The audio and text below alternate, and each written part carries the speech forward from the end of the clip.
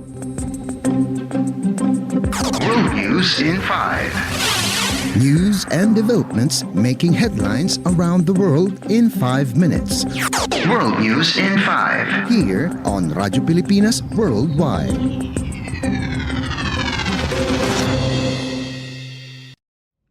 Good day. This is World News in 5 here on Radyo Pilipinas World Service. An Israeli drone strike on Wednesday in southern Lebanon killed 2 people, including a member of the Hamas militant group.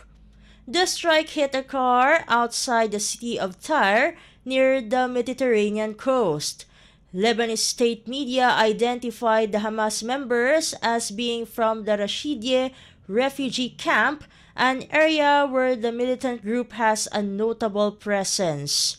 Israel's military also reported on Wednesday carrying out airstrikes in the southern Gaza Strip city of Khan Yunis and ground operations in central Gaza as they pursue Israel's goal of eliminating Hamas.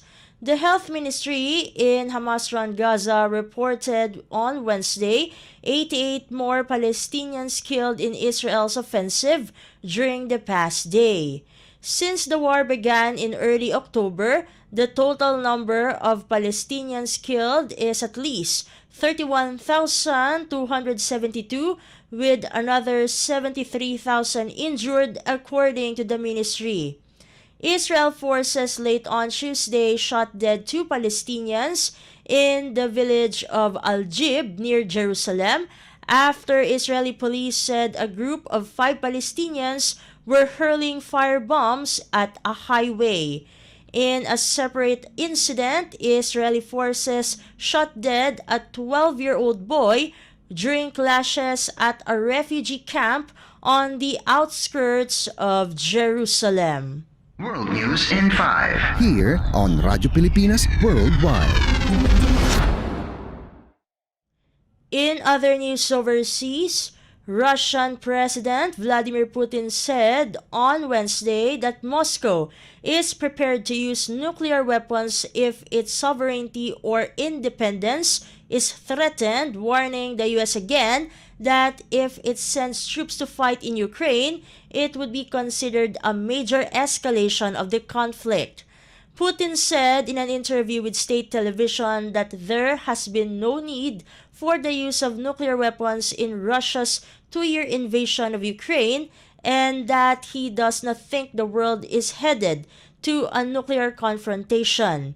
He also described U.S. President Joe Biden as a veteran politician who understands the danger of nuclear warfare. But Putin's remarks appeared to be one of his recurring messages to the West that it intends to protect its territorial gains in Ukraine and was ready to use nuclear weapons in case of a threat to the existence of the Russian state, their sovereignty, and independence. In an apparent reference to NATO allies that support Kiev, Putin also declared that the nations that say they have no red lines regarding Russia should realize that Russia won't have any red lines regarding them either.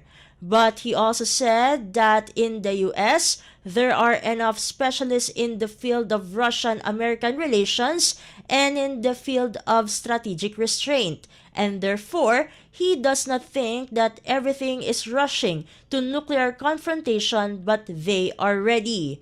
As a response, National Security Council spokesperson Adrian Watson said Russia's nuclear rhetoric has been reckless and irresponsible throughout this conflict, adding it is Russia that brutally invaded Ukraine without provocation or justification, and US will continue to support Ukraine as they defend their people and their sovereign territory from Russian aggression.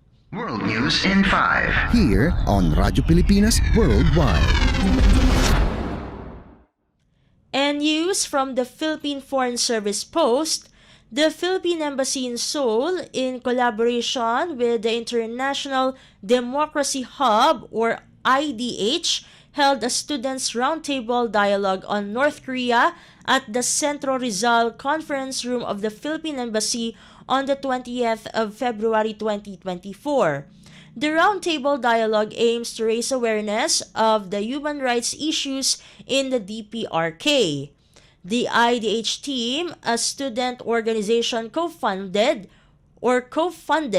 by the ROK Ministry of Unification, prepared 5 presentations that included an overview and the future of North Korean human rights. 2 North Korean defectors were likewise invited to share their personal stories with the participants. The stimulating roundtable discussion concluded with an engaging question and answer session where all attendees participated actively. The Philippine Embassy once again thanks the IDH team and the attendees to the event. World News in 5. Here on Radyo Pilipinas Worldwide.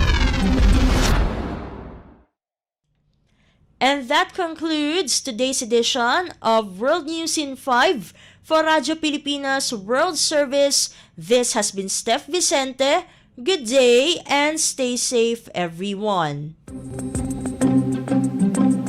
World News in 5. News and developments making headlines around the world in 5 minutes. World News in 5. Here on Radyo Pilipinas Worldwide.